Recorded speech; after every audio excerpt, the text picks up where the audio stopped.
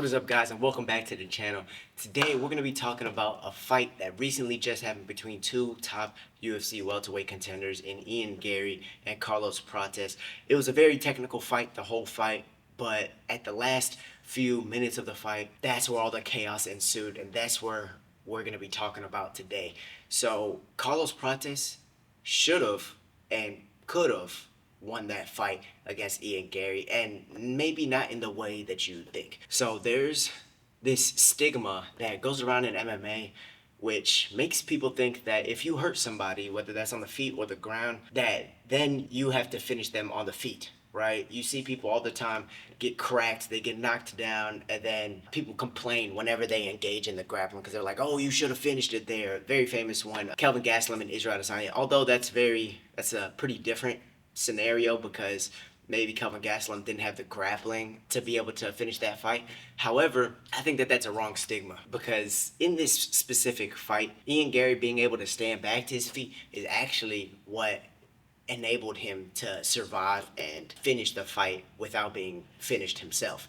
In these scenarios where you have somebody hurt, yes, they're rocked and maybe even wobbly on the feet. However, they can still be elusive, especially if they're as technical as a guy like Ian Garry is. You'll be very elusive, right?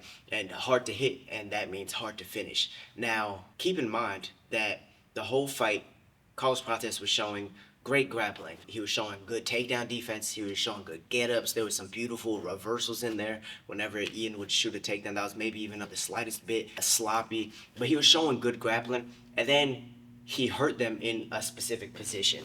The position that he hurt him with came from the ground. Ian shot a sloppy takedown. He ended up getting reversed. And then Carlos Prates was right here, landing hammer fists and things like that. And Ian Garry abandoned everything. And when he did that, he just went and tried to crawl his way to the cage, giving his back, abandoning all position. And when someone does this here, you don't just get up, right?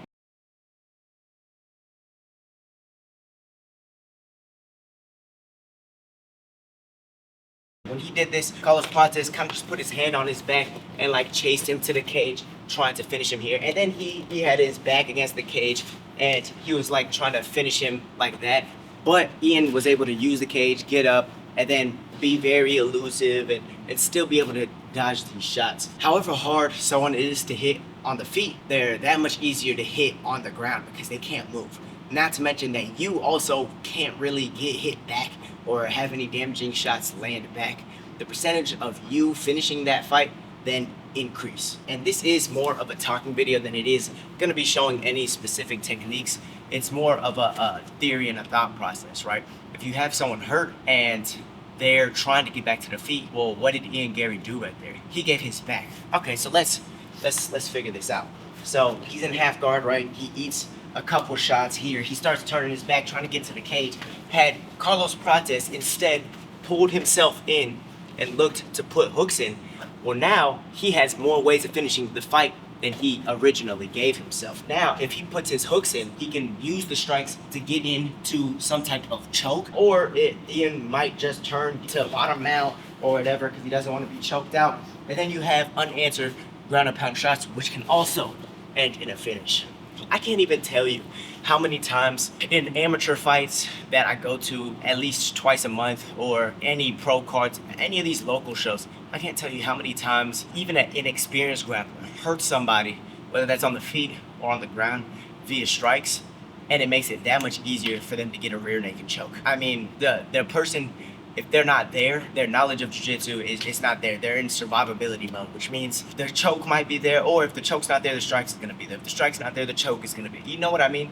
So Carlos Prates really could have, and maybe even should have, won that fight if that whole stigma isn't there, or maybe even if he wasn't on a 4-fight, 4 knockout streak. Yeah, maybe he would have used his jiu-jitsu a little more, because we saw that he had good jiu-jitsu. We saw he had good grappling in general. I just wish he would have used it, man, and maybe we would be talking about a different outcome. Yeah, bro. So it's a very interesting thing that I wanted to bring to you guys and talk to you guys about. If you guys have any thoughts about that, please leave them in the comment section down below, or you can become a free member on my Patreon and you can message me there as well if you wanted to have a more in-depth conversation about it. But yeah, the whole thing is he hurt him on the ground.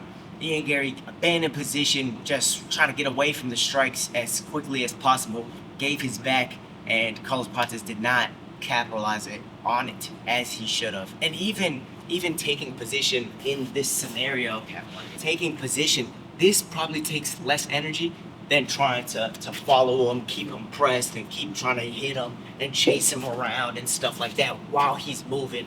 Being able to do like this little like Aljamain Sterling, right? Instead, if you just pull yourself to him, put your hooks in, you could flatten him out. You could have the most dominant position in any kind of fight, where they call it in the street cement suit, to where you could just beat their head into the canvas, ground, or whatever the object is, before choking them out, or maybe not even needing to choke out. So again, this is my thought process on how Carlos Prates could have and maybe even should have beat Ian Garry at UFC Kansas City. But guys, let me know your thoughts in the comment section down below. Thank you guys for watching. Don't forget to leave this video a thumbs up and subscribe to join the family. But with that being said, y'all stay safe, stay blessed. I'm out.